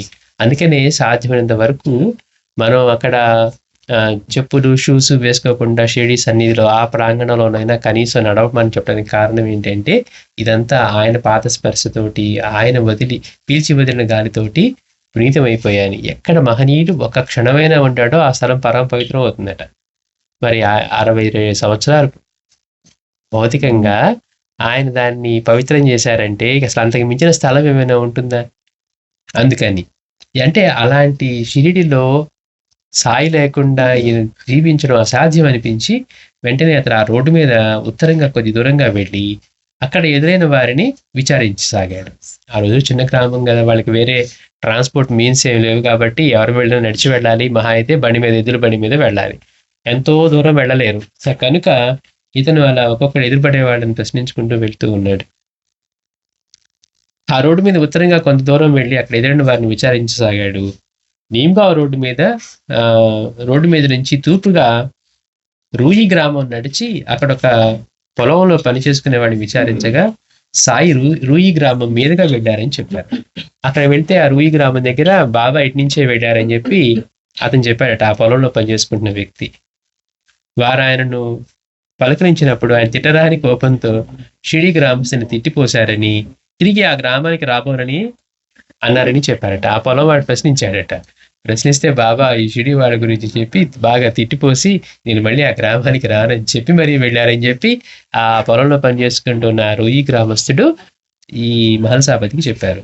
ఆ సంగతి వినగానే మహల్సాపతికి మెదడులో ఆశాజ్యోతి పొడజూపింది. అతడు తిరిగి వెంటనే ఇల్లు చేరి తాను రూయి గ్రామంలో సాయి చెందుకే వెళ్తున్నానని, ఆయన తిరిగి రాకుంటే తాను కూడా రానని భార్యకి చెప్పి వెంటనే బయలుదేరాడు. మనకేమనిపిస్తుంది? అన్యాయం అనిపిస్తుంది. అదేంటండి, కుటుంబాన్ని వదిలేసి సాయి వెళ్ళి అక్కడ రూయి గ్రామంలో ఉన్నారని వీళ్ళందరూ వదిలేసి వెళ్ళిపోతారా? ఇప్పుడు అతనికి తన జీవితంలో అత్యంత విలువైనది ఏమనిపిస్తుంది? సాయి సన్నిధి. ఆయన లేకుండా తను జీవించడమే కష్టం అనిపిస్తూ ఉంది. అందుకని బాబా తిరిగి వస్తే నేను బాబాతో వస్తాను, బాబా రాకుంటే మళ్ళీ షిరిడీకి నేను కూడా రాను, ఆయనతోనే ఉంటాను అని చెప్పి ఇంట్లో భార్యకి చెప్పి ఆయన మళ్ళీ వెంటనే బయలుదేరి వెళ్ళారట. సాయి చెంతకి వెళ్తున్నానని, ఆయన తిరిగి రాకుంటే తాను కూడా రానని తన భార్యకి చెప్పి వెంటనే బయలుదేరాడు. నాటి వరకు షిరిడీకి పట్టిన మహాభాగ్యం విడిచిపెట్టిందేమోనని భయపడ్డాడు. ఈ రోజు వరకు బాబా ఉండటమే అక్కడ షిరిడీకి మహాభాగ్యం. అయ్యో అది ఆ మహాభాగ్యం వదిలేసిందా, బాబా వెళ్ళిపోయారని చెప్పి అతను భయపడ్డాడు. అయితేనేమి తాను మాత్రం ఆ మహాత్ముని సేవా సాన్నిధ్యాలు ఎట్టి పరిస్థితుల్లోనూ వదులుచుకోదలుచుకోలేదు. ఇందాక మనం అనుకున్నట్టు మందిరాన్ని అంటి పెట్టుకుంటావా, మందిరంలో ఉన్న బాబాని అంటి పెట్టుకోవటం. షిరిడీ గ్రామం కాదు, షిరిడీలో ఉన్న సాయిని పట్టుకోవటం. అందుకే నేనేమనుకున్నాడు, అయ్యో షిరిడీకి ప్రాప్తించిన ఈ మహాభాగ్యం విడిచిపెట్టి వెళ్ళిపోయినా ఏంటి, బాబా ఈ షిరిడీ వదిలేసి వెళ్ళిపోయారు, ఈ గ్రామస్తులు ఇంతగా ఆయన విసిగిస్తూ ఉన్నారని చెప్పి, అయితేనేమి నేను మాత్రం బాబా సన్నిధిని, ఆయన సేవని, వాటిని మాత్రం వదులుకోను అని చెప్పి నిశ్చయించుకొని ఆయన బయలుదేరాడు. అతడు రూయి చేరేసరికి ఆ గ్రామ ప్రదేశంలో ఉన్న మారుతి ఆలయంలో ఒక చెట్టు క్రింద సాయి కూర్చొని కనిపించాడు. ఎంత అదృష్టమో చూడండి. బాబా కనపడతారా, ఎక్కడున్నారని భయపడుతూ వెళ్ళారు. వెళ్ళగానే బాబా ఎక్కడ కనపడారట, ఒక మారుతి ఆలయంలో ఒక చెట్టు క్రింద సాయి కూర్చొని కనిపించాడు. అతన్ని చూస్తేనే ఉగురులై తమ చెంతకు రావద్దని తిరిగి పొమ్మని కేకలేశారు. చూశారు బాబా వెంటనే వచ్చి, ఆయన తెలియపోతే ఎందుకు వచ్చాడు ఆయన. వెంటనే బాబా కోపంతో అతన్ని తన చెంతకు రావద్దని తిరిగి పొమ్మని కేకలు వేశాడు. అతడు నడక వేగం తగ్గించి ఆయన్ని సమీపించి యత్నిస్తుంటే అతనిపై రాళ్ళు తోసాయి. ఏమండి, మామూలుగా మనమైతే ఇదేంటి బాబా నీకోసం అన్ని వదిలేసుకొని వస్తుంటే నువ్వు నా మీద రాళ్ళు వేస్తున్నావు, అసలు మామూలు స్థితిలోనే ఉన్నావా, నువ్వు మహాత్ముడు వేనా అని మళ్ళీ ఆయనకి ప్రతిదానికి మనం ఒక క్వశ్చన్ ఇస్తూ ఉంటాం. పొరపాటున ఈయన మహాత్ముడు అనుకుంటున్నానా ఏంటి, ఈయన నా మనసు తెలుసుకోలేడా, మనకు వచ్చే ఆలోచనలు అనుమానాలు ఇట్లానే ఉంటాయి. అంటే మనకి ఏ చిన్నది తగిలినా కానీ ఆయన గురికినే ప్రశ్నిస్తూ ఉంటాం. మొన్న చేశారండి అనుకుంటే, మొన్న చేస్తే అనుకున్నది అయింది, ఈసారి అవ్వట్లేదు అంటే మన బాబా చేశారా లేదా ఈసారి చేయట్లేదా? అంటే మనకి ఎలా ఉంటుంది, మనం అనుకున్నట్టుగా మనకి జరుగుతూ ఉంటేనే ఆయన ఉన్నట్లు, ఆయన నమ్మినట్లు. నమ్మటం అంటే మన పరిస్థితి అలా, మనం అనుకున్నది జరిగితే నమ్మినట్లు. అని నమ్ముతానండి, ఆయన బాగా నమ్ముతాను. మనం అనుకుంటే జరిగిందండి, జరగకపోతే నమ్మవా? అసలు ఈ నమ్మకంతో ఆయనకి పని ఏంటి? అసలు నమ్మకం అంటే ఏంటి? అన్ని రూపాల్లో ఆయనే ఉన్నారని చెప్పారు, నమ్ముతారా మీరు? మరి నమ్మితే అన్ని రూపాల్లో ఆయనే ఉన్నారని ఆయన అలాగే ప్రవర్తించాలి కదా. మేము బాబా నమ్ముతామండి అనే మాట వాడుతారు, మేము భలే విశ్వసిస్తామండి, మా ఇంట్లో బాగా పూజలు చేస్తుంటే, ఇవన్నీ మనం రొటీన్గా వినే మాటలు అనమాట. అంటే సెల్ఫ్ సర్టిఫికేట్ ఇచ్చేసుకొని మేము బాగా పూజలు చేస్తూ ఉంటాం, లేకపోతే బాబా నమ్ముతాం. బాబాని కాకపోతే ఇంకొకళ్ళైనా భగవంతుని నమ్ముతాం అన్నాం అనుకోండి. భగవంతుడు అంటే ఏంటి? రూపం కాదు, అన్ని రూపాల్లో ఉన్న చైతన్యం, అందరిలో ఉన్నది ఆయనే. మరి అలానే ప్రవర్తిస్తున్నావు అంటే నువ్వు నమ్ముతూనే తిడుతూ ఉన్నావు ఆయన్ని. నీ తిట్టింది వాళ్ళని కాదండి, వీళ్ళని. అంటే మరి వీళ్ళు లేడా భగవంతుడు? అందుకని మన వాళ్ళు అంటారు, ప్రతిరోజు భగవంతుని మోసం చేస్తూ ఉంటామంట. అన్ని రూపాల్లో ఉన్నది నువ్వే స్వామి అని చెప్పి లోపల చెప్తూ ఉంటామంట. అమ్మవారిని స్తుతి చేసినా, సహస్రనామాలు భలే చదువుతున్నాం అనుకొని చదివినా, అన్ని రూపాల్లో ఉన్నది నువ్వేనంటూ ఉంటామంట. బయటకు వచ్చి వాళ్ళు వీళ్ళని మొదలు పెడతారు. మరి ఇప్పుడు దాకా లోపల గురించి చెప్పింది ఎవరిని, ఇప్పుడు బయట తిడుతుంది ఎవరిని అంటారు. అంటే భగవంతుడిని మనం ప్రతిరోజు అబద్ధాలు చెబుతూనే ఉన్నామంట. అయ్యా అన్ని రూపాల్లో నువ్వే ఉన్నావు అంటున్నావట. బయటికి రాగానే వాడుంటే దుర్మార్గుడు, వీళ్ళు ఇట్లా అండి, వాళ్ళు ఎట్లా అండి, వాళ్ళు వీళ్ళు కొట్టుకున్నారండి ఇదే, లేకపోతే వాళ్ళు ఇట్లా తిట్టారండి, ఇక్కడే చెప్పుకుంటూ ఉంటాం. అంటే ప్రాక్టికల్ గా చేసేదానికి దానికి మనం విశ్వాసం, నమ్మకం అనే పదాలు ఎంత ఘోరంగా వాడతామో ఆలోచిస్తే, మనం కూడా మీరు చెప్పినవి విశ్వసిస్తామండి అంటూ మనకి ఎగ్నెస్ట్గా చేస్తూ ఉంటే కానీ మనకి అర్థం కాదు. అదేంటి మీరు నన్ను నమ్ముతా అన్నారు, నేను చెప్పిన ఇలా చూస్తున్నారండి, మిమ్మల్ని నమ్ముతారండి కానీ మీరు చెప్పినవి వినండి అన్నారు అనుకోండి.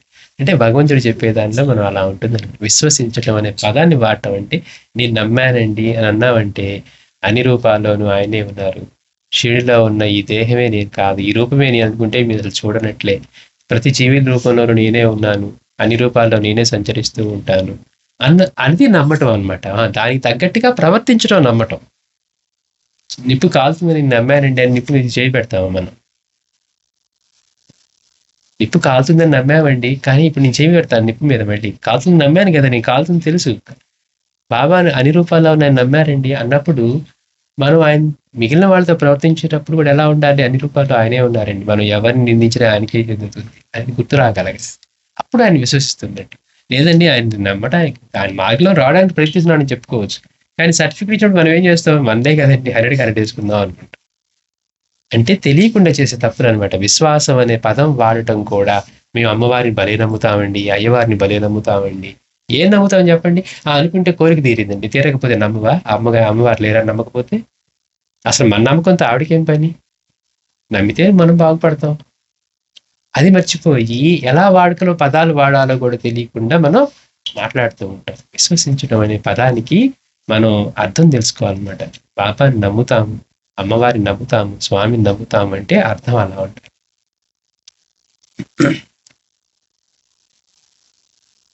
ఇతని మీదకి వస్తూ ఉండి ఎందుకు చెప్పుకుంటున్నావు అంటే, ఇతని మీదకి వస్తూ ఉంటే బాబా రాళ్ళు వేశారట. నువ్వు రావద్దని చెప్పినా కానీ వినకుండా నటక చిన్నగా చేసి బాబా దగ్గరికి వస్తూ ఉంటే ఆయన రాళ్ళు వేశారట. రాళ్ళు వేసేసరికి రాళ్ళు రోసాగారు. చివరికి అతడు అప్పుడు అంటున్నాడు బాబాతోటి, ఎనటికైనా నేను మీ భగత్నే, మీరు నన్ను చంపినా సరే మీ సన్నిధి విడిచిపెట్టను. బాబా మీరు రాళ్ళేసినట్టు భయపడదాం అనుకుంటున్నారేమో, మీరు చంపినా సరే నేను విడిచిపెట్టను మిమ్మల్ని అంటున్నాడు. అది విశ్వాసం.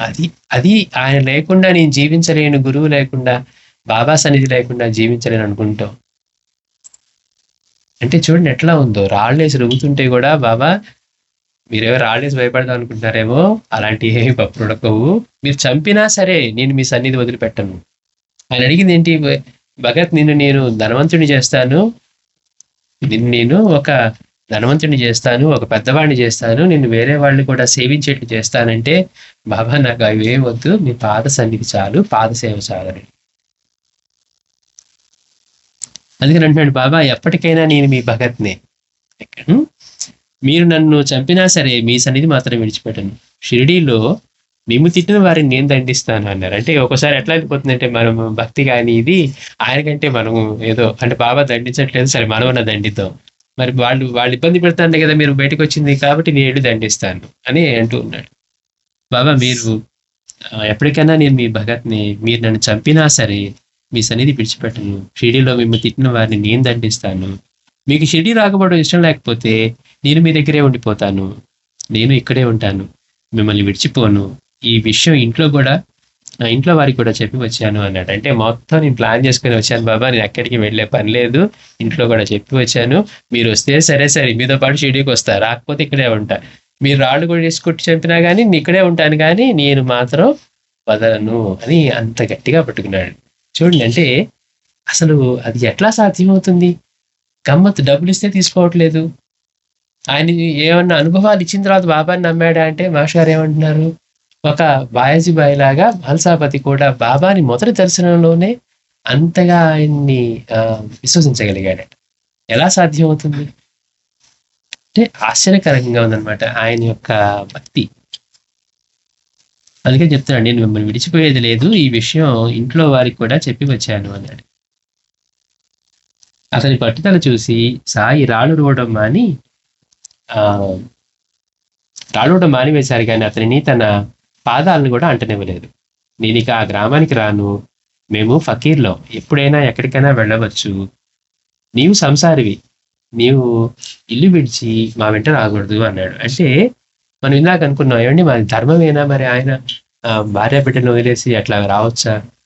గురువు కోసం వచ్చేస్తూ ఉన్నాడు, ఇంట్లో చెప్పు వచ్చినా కానీ మరి వాళ్ళని అన్యాయం చేసినట్టు కాదా అని మనకు అనిపిస్తుంది. ఇక్కడ గురువు ఏం చెప్తున్నాడు చూడండి, మళ్ళీ మేమంటే ఫకీర్లో, సన్యాసులో, కాబట్టి మేము ఎక్కడికైనా వెళ్ళవచ్చు, కానీ నువ్వు గృహస్థుడివి కాబట్టి నువ్వు ఇలా రాకూడదు అని చెప్పి మళ్ళీ ఆయనకి చెప్తూ ఉన్నాడు బాబా. మేము ఫకీర్లో ఎప్పుడైనా ఎక్కడికైనా వెళ్ళవచ్చు, నీవు సంసారివి, నీవు ఇల్లు విడిచి మా వెంట రాకూడదు, నీవు తిరిగి ఇంటికి వెళ్ళు అని నచ్చ చెప్పారు. వారి కంఠంలో ధ్వనించిన నిశ్చయం చూసి మహల్సాపతి నివ్వరపోయాడు. ఏంటి బాబా ఇంత గట్టిగా చెప్తున్నారు, ఎంత చెప్పినా కానీ దగ్గరికి రానివ్వట్లేదు, వెళ్లాల్సిందే అంటూ ఉన్నారు అని చెప్పి ఇతను కూడా కొంచెం ఒకసారిగా బ్యాక్ స్టెప్ వేశాడు అనమాట. అంటే ఈయన దేనికైనా సిద్ధపడి వచ్చాడు, బాబా నువ్వు చంపినా నాకేం ప్రాబ్లం లేదు, హ్యాపీగా పోతాను అనేంతగానే ఉన్నాడు. కానీ బాబా మాత్రం ఏం చెప్తున్నారు, నువ్వు గృహస్థివి, నువ్వు ఇలా రాకూడదు అని చెప్పి చెప్తూ ఉంటే, అంటే బాబా బాగా స్ట్రాంగ్ గా చెప్తున్నారు. బాబా వాయిస్ లో ప్రకటమవుతున్న స్ట్రాంగ్నెస్ కి ఒక చిన్న బ్యాక్ స్టెప్ వేశాడు అనమాట.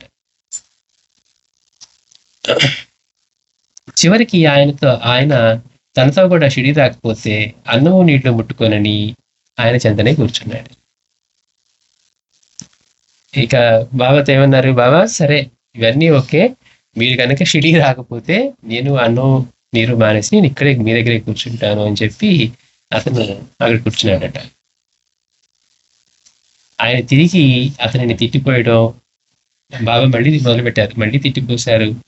ఆ తర్వాత నచ్చ చెప్పారు, కనీసం రూయి గ్రామంలో ఎప్పుడైనా భోజనం చేయమని చెప్పారు. ఈయన ప్రేమ ఏంటో అర్థం కాదు. దగ్గరికి వస్తే నేను రాళ్ళు రువుతున్నారు, వస్తే చంపేస్తానంటారు, మీకు రావడానికి లేదంటారు, వెళ్ళిపోమంటారు. కానీ ఇక కూర్చొని అన్నం మానేసి ఆడ కూర్చొని బాబా మీరు షిరిడి వస్తే కలిసి వెళ్దాం, లేదంటే నేను అన్నం నీటి మానేసి ఇక్కడే కూర్చుంటానని కూర్చుంటే ముందంతా కోపడుతున్నారట. తర్వాత నచ్చ చెప్తూ ఉన్నారు. మళ్ళీ తర్వాత ఏమంటున్నారు, కనీసం రూయి గ్రామంలో ఎక్కడైనా భోజనం చేసిరా అంటారు. అంటే గురువు ప్రేమను అర్థం చేసుకోవటం మనకి ఎప్పటికీ సాధ్యం కూడా కాదనమాట. ఇప్పుడు తెలుస్తుంది, అంటే ఏంటి బాబా అరుస్తున్నారు, రాళ్ళు రువుతున్నారు, తిడతానున్నారు, మళ్ళీ ఇంత చేస్తూ ఉండి ఈయనకు ఆకలి అవుతుందని చెప్పి నువ్వు వెళ్ళి రూయి గ్రామంలోకి వెళ్ళి కనీసం భోజనమైనా చేసిరా అంట.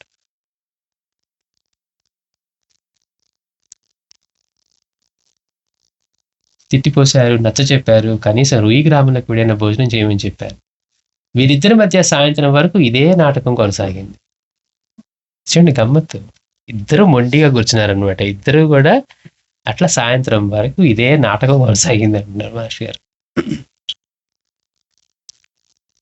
వీరిద్దరి మధ్య సాయంత్రం వరకు ఇదే నాటకం కొనసాగింది. చివరికి భక్తుడి మాటే నెక్కింది. ఆ ఇద్దరు తిరిగి షిరిడీ చేరారు. అంటే చూడండి, బాబానే చివరికి అతన్ని మాటకి నెగేటివ్గా చేసి ఇద్దరు తిరిగి షిరిడీ చేరారు. మనందరికీ సాయి తిరిగి లభించారు. మనందరికీ షిరిడీ దర్శనం ప్రాప్తిస్తుందంటే అది మహల్సాపతి చలవే. అంటే బాబాని మళ్ళీ షిరిడీ తీసుకువచ్చి మళ్ళీ తర్వాత చూడంటే ఇక్కడ మనం అర్థం చేసుకోవాల్సింది మహల్సాపతి యొక్క పాత్ర ఎంత ఉంది. అంటే ఇదంతా బాబా సంకల్పానుసారమైనా లేకపోతే ఇంకో విధంగానైనా ఎట్లా జరుగుతూ ఉన్నా కానీ అతని వ్యక్తిత్వం ఎట్లా ఉంది, అతని సంస్కారం ఎట్లా ఉంది, బాబాని నమ్ముకోవటం అంటే కోరికలు తీర్చుకోవడం కోసం నమ్ముతున్నాడా? మరి తిండి లేకపోయినా కానీ 2 వారాల నుంచి ఇంట్లో బాబా వెంటబడి ఇదిగో అమ్మ నేను, అతను కూడా కాదు భార్యకి చెప్తూ ఉన్నాడు. ఆయన భార్య దర్శనానికి వస్తే బాబా దగ్గరికి మహల్సాపతి భార్య వస్తే ఆవిడతో చెప్తున్నాడు, అమ్మ నేను ఇంటికి వస్తున్నాను, నన్ను నిరాకరించవద్దు అని చెప్పి. అంటే కోరకుండా లభించింది భగవత్ ప్రసాదం అని అర్థం అంట. అందుకని బాబా ఏమంటున్నారు, నేను మీ ఇంటికి వస్తున్నాను అంటే ఏంటి, భగవత్ ప్రసాదం అని అర్థం. అక్కడ మీరు కోరట్లేదు కానీ మీరు కోరకుండా నేను ఇంటికి వస్తున్నాను. అందుకని వెంటనే దీక్షిత్కి మనసులో బాబా వీళ్ళకి ఈయనకి 2 వారాల నుంచి తిండి కూడా లేదని తెలిసింది, ఏదైనా సహాయం చేయాలని ఒక ఎన్వలప్ లో 10 రూపాయలు పెట్టి బాబాని ఏం అడగకుండా సింపుల్ గా ఆ ఎన్వలప్ తీసుకొని వచ్చి బాబా పంపించమంటారా అన్నారట. ఎవరికి ఏంటి అని అడగల, బాబా పంపించు అన్నారు. ఈ మాట చెప్పకముందు అక్కడ బాబా ఏం చెప్పారు, అమ్మ నేను మీ ఇంటికి వస్తున్నాను, నిరాకరించవద్దని చెప్పు. అంటే భగవంతుడిని గురువుని పట్టుకోవడానికి 24 గంటలు మన కోరికల కారణం కానక్కర్లేదు. మనం ఎప్పుడు ఏం చేస్తున్నాం, కోరికలతోటి లింక్ చేస్తున్నాం. ఇంకా మనకి అలాంటి సన్నిధి లభించలేదు కాబట్టి మనకి ఫస్ట్ ఆయన దగ్గరికి అప్రోచ్ అవ్వడానికి మనకున్న ఇబ్బందో, కోరికో, కష్టమో ఆయన దగ్గరికి తీసుకెళ్తుంది. కానీ ఆ తర్వాత వీళ్ళందరూ కోరికలతో కాకుండా, అంటే ఇలా కనుక గురువుని సేవించుకుంటూ వస్తూ ఉంటే మనకి కనుక చిత్తశుద్ధి కలిగి ఇంకా గురుసేవ లభించే ప్రాప్తి ఉంటే ఇలాంటి జన్మలు లభిస్తాయి. అంటే గురువు దగ్గర ఇట్లాంటివి పొందే స్థితి, వాళ్ళతో సాన్నిధ్యం, వాళ్ళ జీవితం వాళ్ళతో పాటు కలిసి జీవించటం. ఒకసారి ఇట్లానే మనం చెప్పుకుంటూ అన్నాం, జీసస్ని ఒక ఆయన అడిగారట, ఒక శిష్యుడు, మాకు ఇంకా ఏ ఉత్తమ స్థితి లభించలేదు, ఎప్పుడు లభిస్తాయి అన్నారట. మరి నీకు నాతో జీవించడం కంటే ఉత్తమ స్థితి ఏమైనా ఉంటుందా అన్నారట. అంటే అలాంటి మహాత్ముల సన్నిధిలో జీవించటం, వాళ్ళతో పాటు కలిసి ఉండటం కంటే ఇక ఇంతకంటే ఉత్తమమైన ఉంటుంది అనుకున్నావా అన్నారట.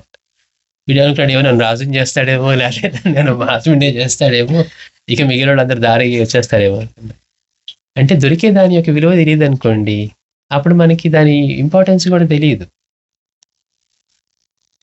కనుక చివరికి ఎంత బాగా ఇంత చేసి ఆయన్ని భయపెట్టి రాడు ఎంత చేసినా మళ్ళీ తల్లి ప్రేమ చూపిస్తూనే ఉన్నాడు. వెళ్ళి కనీసం పక్క గ్రామానికి వెళ్ళి నువ్వైనా భోజనం చేసిరా అన్నాడు. మరి ఆయన చేయట్లేదు చూడండి గమ్మత్తు. నువ్వైనా వెళ్ళి భోజనం చేసిరా అన్నారు. లేదు అట్లానే కూర్చున్నట్టు సాయంత్రం వరకు ఆ ఇద్దరు అలానే, వాళ్ళిద్దరు నాటకం అలానే సాగుతుంది. నువ్వు వెళ్ళి భోజనం చేయని, లేదు మీరు షిడి రావాలి, లేకపోతే ఇక్కడే కూర్చుంటా అని ఇద్దరు అలానే కూర్చొని సాయంత్రం ఇక వీడి మాట వినట్లేదని చెప్పి బాబాని అతన్ని గెలిపించి చివరికి తిరిగి షిరిడి వచ్చారు. అందుకని మహర్షి గారు అంటున్నారు, మళ్ళీ మనందరికీ షిరిడి దర్శనం ప్రాప్తిస్తూ ఉందంటే అదంతా కూడా మహల్సాపతి చదువే అంటున్నారు.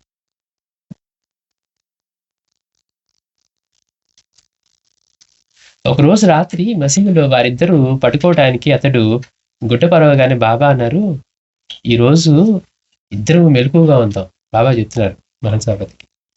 మరి రోజు ఏం చేసేవారు, బాబా నిద్రించడానికి వాటికి, అంటే నిద్రించకపోయినా ఊరికి నడుము వాటి పడుకొని ముగ్గురు, ఈయన తాత్య, మహల్సాపతి, బాబా ముగ్గురు కూడా 3 దిక్కుల్లో వండుకొని ముగ్గురు పాదాలు ఒకసారి ఆనేట్టుగా వండుకునేవారట. అంటే ఇట్లా ఒక చక్రం లాగా అలా వండుకొని ఉండేవారు. ఎవరు నిద్రపోయినా కానీ తట్టి లేపేవారట. ఒక్కోసారి బాబా అయితే మరి చూడండి, ఆయన ఎంతటి నిరాడంబరుడో, సృష్టి మొత్తానికి తండ్రి అయ్యుండి, ఆధారం అయ్యుండి, ఆయన లేచి ఈయన కాళ్ళు తేవాడట. తాత్యాకి పొద్దునంతా పొలంలో పనిచేసి ఉంటాడు అని. అతను నిద్ర లేచి, బాబా మీరు ఇలా చేయొచ్చా అంటే, మీరందరూ గొప్పవారు అంటారు కానీ అలా ఏం లేదు, మనందరం ఒకటే అనేవారట. అసలు అలా ఉండటం సాధ్యం అవుతుందా? మనం కొంచెం సంపాదించుకొని నన్ను ఇలా అంటారా, మా సంగతి తెలియదా అని మనం అంటూ ఉంటాం. అన్నీ ఉన్న ఆయన అందరికీ అన్నిటికీ ఆధారం అయ్యి ఒక సామాన్యుడికి ఆయన పాదాలు తునప్పుడు అడిగాడా? అంటే చూడండి, అంటే నిరాడంబరంగా ఉండటం కానీ అంత సమర్థుడయ్యుండి అన్నిటికీ ఆధారమైన వాడు కూడా అలా ఉంటే, ఏమి లేకుండా మనం ఒకసారి చిన్న నొప్పి వస్తే కథ లేకుండా ఉండే మనం ఏదన్నా ఒక చిన్న మాట అనగానే నన్ను అనేవాళ్ళ అని మరి వెంటనే రీజన్ ఒకటి తీస్తాం. అంటే మనం సామాన్యంగా ఉండటం అనేది మనకి సాధ్యం కాకుండా అయిపోయేట్టుగా మనం కాంప్లెక్స్ ఈగోని బిల్డ్ చేసుకున్నాం అనమాట. ఆయనేమో అన్నీ ఉండి అంత ఈగోలెస్గా ఉన్నట్టుగా ఉన్నారు. సో అట్లా పండుకుంటూ ఉన్నారు కనుక ఒక రోజు రాత్రి మసీదులో వాళ్ళిద్దరు పడుకోవడానికి అతడు ఒక గుడ్డ పరవగానే బాబా అంటున్నారట, అంటే ఈరోజు మన ఇద్దరం మెలకుగా ఉందాం. ఎందుకో చెప్తున్నారు, క్రూరుడైన ఆ రోహిల్లా, అంటే మృత్యుదేవత బాబా అట్లా చెప్తున్నారు, క్రూరుడైన రోహిల్లా నిగోస్ పాటిల్ భార్యను తీసుకుపోవాలని చూస్తూ ఉన్నాడు. అని తెలియదు ఏమన్నా ఉంటుందా?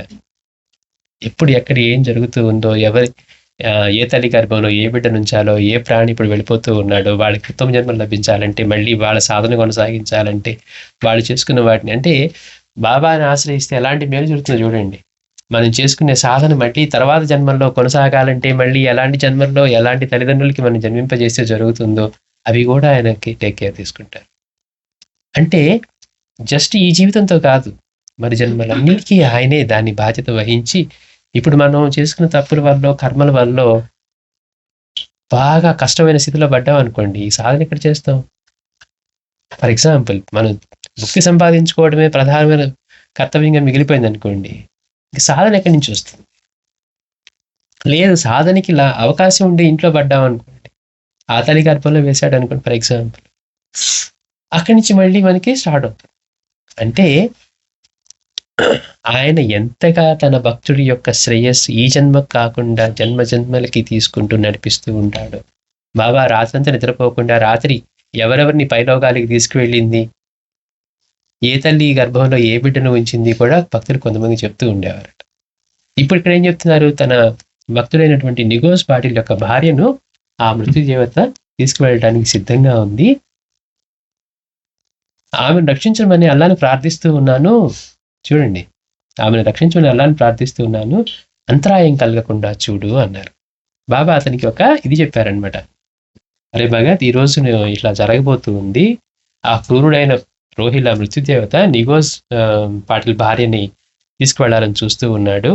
నేనేమో అల్లాని ప్రార్థిస్తూ ఉన్నాను, నా ప్రార్థన డిస్టర్బ్ అవ్వకుండా చూస్తూ ఉండు అనే పనిని ఇతనికి మహల్సాపతికి అప్పగించారు బాబా ఆ రోజు రాత్రి. తర్వాత మహల్సాపతి అతి జాగ్రత్తగా కాపలా కాస్తూ ఉన్నాడు. అర్ధరాత్రి నెవసా నుండి ఆ గ్రామ మమల్తదారు అతని పరివారము షిరిడి చేరి, అదేమి చిత్రమో అంతటి అర్ధరాత్రి సమయంలో అతను బాబాను దర్శించారని తన జవాన్లు మసీదుకి పంపాడు. చూడండి, బాబా ఏం చెప్తున్నారు ఆయనకి తెలియకపోతే కదా, అంతరాయం జరగబోతుందని తెలుసు. అందుకనే మహల్సాపతికి ఏం చెప్పారంటే, నువ్వు జాగ్రత్తగా కాచుకొని ఉండు, అంతరాయం కలగకుండా చూస్తూ ఉండని బాబా హెచ్చరిస్తే, ఆ రోజు అర్ధరాత్రట ఈ పక్క గ్రామం నుంచి అక్కడ మమల్తారు అతని పరివారం వచ్చి, పైగా అర్ధరాత్రి సమయంలో బాబా దర్శనం లభిస్తుందా అని కనుక్కోమని చెప్పి అతని జవానులు పంపించాడట. తన జవాన్ అతని మసీదుకి పంపాడు. ఆ జవాను తన అధికారం అంతటితోనూ అతడికి వచ్చి మహల్సాపతి ఎంత చెప్పినా వినకుండా తమకప్పుడే దర్శనము ఊది కావాలని పొగరుగా కేకలు వేస్తూ ఉంటాడు. ఇక గత్యంతరం లేక అతనికి ఊది ఇచ్చి పంపాలనుకున్నాడు మహల్సాపతి. అంటే ఇతను చెప్పినా కానీ వినకుండా అధికారంతో, అంటే చూస్తాం కదా, మనిషిని మర్చిపోతారు. ఒక పదవిలో ఇప్పుడు డిపార్ట్మెంట్ ఏముందనుకోండి, పోలీస్ డిపార్ట్మెంట్ కానివ్వండి, ఇంకో డిపార్ట్మెంట్, వాళ్ళు ఒక్కోసారి మనుషులు మర్చిపోయి మెషిన్ లాగా బిహేవ్ చేస్తారు. ఎందుకని ఆ పవర్ అలా చేస్తుంది అనమాట. వ్యక్తి తర్వాత మళ్ళీ కానీ గుర్తురాదు. ఇక్కడికి వచ్చి బాబా దగ్గరికి వచ్చి ఆయన అనుగ్రహం పొందాలంటే అక్కడ ఎలా ఉండాలి అనేది కూడా మర్చిపోయి ఇక్కడ ఏం చేస్తూ ఉన్నాడు, నేను ఎట్లయినా సరే నేను ఇప్పుడే బాబా దర్శనము ఊది పొందాలి అని చెప్పి కేకలు వేస్తూ ఉన్నాడట. కేకలు వేస్తూ చెప్పినా కానీ వినకపోయేసరికి సరే దాన్ని కనీసం ఊది అని ఇచ్చి పంపిద్దాం అని చెప్పి ఇక నిర్ణయించుకున్నాడు. ఎవరు? మహల్సాపతి. ఊది కావాలని పౌరుగా కేకలు వేస్తూ ఉంటే ఇక గత్యంతరం లేక అతనికి ఊది ఇచ్చి పంపివేయాలనుకున్నాడు మహల్సాపతి. కానీ అప్పటికే ఆ గోలకు మహల్సాపతి మసీదులోకి నడిచిన సవ్వడికి బాబాకి అంతరాయం కలిగింది. బాబా ముందే చెప్పారు కదా, అంతరాయం కలగకుండా చూడు, నేను అల్లాని ప్రార్థిస్తూ ఉన్నాను, ఆ నిగోస్ పాటిల్ భార్యని ఆ మృత్యుదేవత కబళించిపోతుంది. ఆయన కోపంతో పెద్దగా తిట్టి అతని పరిచిన దుప్పటి నేలపై నుండి లాగి అతని మీదకి విసిరి, అతని జవాన్ని తిట్టట్లేదు చూడండి, జవాన్ని తిట్టకుండా మహల్సాపతిని అంటూ ఉన్నారు. ఆయన కదా లోపలికి వచ్చి ఊరి తీసుకువెళ్దామని. అరే భగత్, నీకు పెళ్ళాం పిల్లలు ఉన్నారు కదా, నిగోస్ పాటిల్ ఇంట ఎంత ప్రమాదం జరిగిందో తెలుసా? ఈ అంతరాయం వలన అతని భార్య మరణించింది అన్నారు. అంటే మహల్సాపతి కూడా బాబాకి ఇతని అరుపుల వల్ల అంతరాయం కలుగుతుందేమోనని, ఆ అంతరాయం కలగకుండా చేయాలని చెప్పి సరే ఎట్లా కొట్లా కనీసం ఊది ఇస్తానా వెళ్ళిపోతాడేమోనని చిన్నగా మసీదులోకి వెళ్ళాడు. కానీ ఇది ఆల్రెడీ జరుగుతున్న గోల వల్ల, ఇతను మసీదులో ప్రవేశించిన సవడి వల్ల బాబా ఏం చెప్పారు, నేను ప్రార్థన చేస్తూ ఉన్నాను, అలానే ప్రార్థిస్తున్నాను, అంతరాయం కలగకుండా చూడు అన్నారు. కానీ అది జరిగేసరికి బాబా ఇంకా అంతరాయం జరిగిపోయింది. ఒక్కసారిగా కోపంతో లేచి ఆ దుప్పటి తీసేశారట. అతను పరిచిన దుప్పటి వేశారు కదా, ఆ దుప్పటి తీసి అతని మీద విసిరేసి, రే భగత్, నీ కూడా భార్య బిడ్డలు ఉన్నారు కదా అంటే చెప్పారు కదా ఆయన, అలా చెప్తున్నారు, నీ కూడా భార్య పిల్లలు ఉన్నారు కదా, నిగోస్ పాటిల్ ఇంత ఎంత ప్రమాదం జరిగిందో తెలుసా? ఈ అంతరాయం వలన అతని భార్య మరణించింది అన్నాడు. మహల్సాపతి కృంగిపోయాడు. మరుక్షణమే ఆయన శాంతించి, సరే జరిగిందేదో మంచిగా జరిగింది, ఆమె మరణించింది అన్నాడు. మహల్సాపతి ఇంత పేదరికం విషమించినప్పుడు అతడు అపరిగ్రహం అనే తన నియమం విడిచిపెట్టేదాకా బాగా నిర్బంధించేవారు. మనం చెప్పుకున్నాం కదా, అంటే బాగా పేదరికం ఉండి తినడానికి కూడా లేకుండా ఉన్నప్పుడు అపరిగ్రహం అంటే ఎవరిస్తే అది తీసుకోవటం అనేది, ఎవరి దగ్గర పెడితే వాళ్ళ దగ్గర తీసుకోవటం. కొంతమంది చాలా నియమంగా ఉంటుంది అనమాట. అంటే వాళ్ళ జీవన విధానం, అహంకారం కాదు, లేకపోతే పక్కన వాళ్ళ తక్కువ ఎక్కువ అని కాదు. మనకి భగవంతుడు ఏది కూడా ఊరికే తీసుకోకూడదు అనేది బాబా చెప్పారు కదా, ఎవరి సేవను ఉచితంగా ఎట్లా పొందకూడదు అన్నారు. వీళ్ళు అపరిగ్రహం అంటే వాళ్ళు ఏది కూడా ఊరికే తీసుకోరు అనమాట. ఏదైనా సేవ చేస్తేనే దానికి ప్రతిఫలంగా తీసుకుంటారు తప్పించి అట్లా పేదరికం విషమించినప్పుడు కూడా అతడు అపరిగ్రహం అనే తన నియమం విడిచిపెట్టేదాకా బాబా నిర్బంధించేవారు. ఒకసారి అతడి ఇంట అందరూ కొద్ది రోజులుగా పస్తులున్నారు. ఇక అలా కొనసాగటం అసాధ్యమైంది. ఆ రోజు మహల్సాపతి భార్య తన నియమం ప్రకారం సాయిని దర్శించుకుని నమస్కరించుకునేదే కానీ ఒక్క మాటనే చెప్పుకోలేదు. చూడండి, అలాంటి భర్తకి అలాంటి భార్య దొరికింది. సరే, ఈయనెట్లాగో అడగట్లేదు, మరి ఆవిడ బిడ్డలకి లేకుండా ఉన్నా కానీ ఆవిడ బాబా దగ్గరికి వచ్చి నమస్కారం చేసుకోవడానికి వచ్చింది, దర్శనం చేసుకోవడానికి వచ్చిందే కానీ బాబా ఇలాంటి స్థితిలో ఉన్నాను అని ఒక్క మాట కూడా మాట్లాడలేదట. అన్నీ ఆయనకి తెలుసని ఆమె విశ్వాసం. అది విశ్వాసం. ఎందుకని? ఆయన సర్వజ్ఞుడు అని నమ్ముతుంది. నేను చెప్పుకుంటే కానీ నాకు ఇంట్లో తినడానికి లేదని ఆయనకి తెలియదు అనేది కాకుండా ఆయన సర్వజ్ఞుడు. ఇందా కనుక నా విశ్వాసం అని ఆయన సర్వజ్ఞుడు అని విశ్వసించింది కనుక ఆయనకి చెప్పుకోవాల్సిన అవసరం లేదు. ఆయనకి తెలుసు సర్వజ్ఞుడు అని చెప్పుకోలేదు. అన్నీ ఆయనకి తెలుసని ఆమె విశ్వాసం. అది మాస్టర్ అదే మాట్లాడుతున్నారు. అన్నీ తెలుసని ఆమె విశ్వాసం. అంతటి కష్టంలోనూ కించెత్తు కూడా చలించలేదు. సాయి, అమ్మా కొద్దిసేపట్లో నేను మీ ఇంటికి వస్తున్నాను, నన్ను త్రిప్పి పంపవద్దని మీ ఆయనతో చెప్పు. మరి వాళ్ళకి అనేమో ఉంది కదా, ఎవరి దగ్గర తీసుకోడు. బాబా చెప్పినా వినట్లా. మరి నేను ధనవంతుని చేస్తానన్నా బాబా నాకేమీ వద్దు, మీ పాసే చాలంట. ఆమెకు ఆ మాటలు అర్థం కాక ఆశ్చర్యపోయి సరేనని తలుపు ఇంటికి వెళ్ళి తన భర్తతో చెప్పింది. ఆ రోజు హరిసీతారాం దీక్షిత్ వాడల పూజ పూర్తి చేసుకోగానే అతనికి మహల్సాపతికి కుటుంబానికి ఏదైనా సహాయం చేయాలనిపించింది. ఇది బాబా సంకల్పం అంటే ఎట్లా ఉంటుందంటే మనసుల్లో వాళ్ళకి ఆ సంకల్పాన్ని కలిగజేస్తుంది. ఆయన సంకల్పిస్తే ఇక్కడ ఎక్కడో పూజ చేసుకుంటున్నాడు దీక్షిత్కి అప్పుడు ఎందుకు కనిపించింది మహల్సాపతి ఇంటికి పంపిద్దామని? ముందు రోజే పంపించవచ్చు కదా. ఆ క్షణంలో అంటే సాయి సంకల్పం. అంటే అందుకే మనం ఈ ధూమాల గురించి వీళ్ళ గురించి చెప్పుకున్నప్పుడు ఏం చెప్పుకున్నాం? నా వల్ల జరిగే మంచి పనులన్నింటికీ కారణం కూడా ఆయనే. అంటే ఏంటి? మనం పని చేసేది అంటున్నారండి, మంచి పని చేయడానికి సంకల్పం ఇచ్చింది కూడా. ఇప్పుడు మీరు దీక్ష చేశాడు, మనమైతే ఏం చెప్తాం? నేను పంపించాలనుకున్నాండి, వాళ్ళకి ఏదో ఇబ్బందులు ఉన్నారని తెలుసు అనుకుంటాం. కానీ ఆ సంకల్పాన్ని ఎక్కడి నుంచి ఇస్తున్నారు బాబా? అమ్మ నేను ఇంటికి వస్తున్నాను అన్న తర్వాత ఇక్కడ సంకల్పం కలుగుతుంది. అంటే మనం ఒక మంచి పని చేయాలన్నా కూడా ఆ సంకల్పాన్ని ప్రసాదించేది కూడా ఆయనే. అందుకని ఈ మంచి పని చేసినా కూడా మనం దాన్ని కూడా ఆయనకే సమర్పించాలి. బాబా నీ దయవల్ల నా చేత ఈ పని చేయించాలనుకున్నాను, కానీ లేదంటే నేను రెజల్యూషన్ తీసుకున్నాను, మంచి పనులే చేద్దాం అనుకున్నానంటే మళ్ళీ ఈగో బిల్డ్ అయిపోతుంది. అంటే కర్తృత్వం వహించగానే దీనికి నేనే కారణం, ఈ పని చేయడానికి నేనే కారణం అని మనం ఎప్పుడు పెట్టుకున్నా కానీ మన ఈగో బిల్డ్ అయిపోతుంది. కర్తృత్వం వహించకుండా బాబా నా చేత మీరు చేయించారు ఈ పని, ఎందుకని? ఇది నాకు శ్రేయస్సుని మీరు చేయించారన్నారనుకోండి, అయిపోయింది. ఆయన చేయించారని, నేను చేయించాను కదా, మళ్ళీ కావాలంటే నేనే చేయిస్తాను. కాదు బాబా మీరు చెప్పారు కాబట్టి నేను చేశా అన్నా అనుకోండి, అలానైతే మళ్ళీ ఇంకోసారి నువ్వే చేయంటారు. అంటే మనం కర్తృత్వం వహించడమా కాదా అనే దగ్గర ఉంటుంది అనమాట.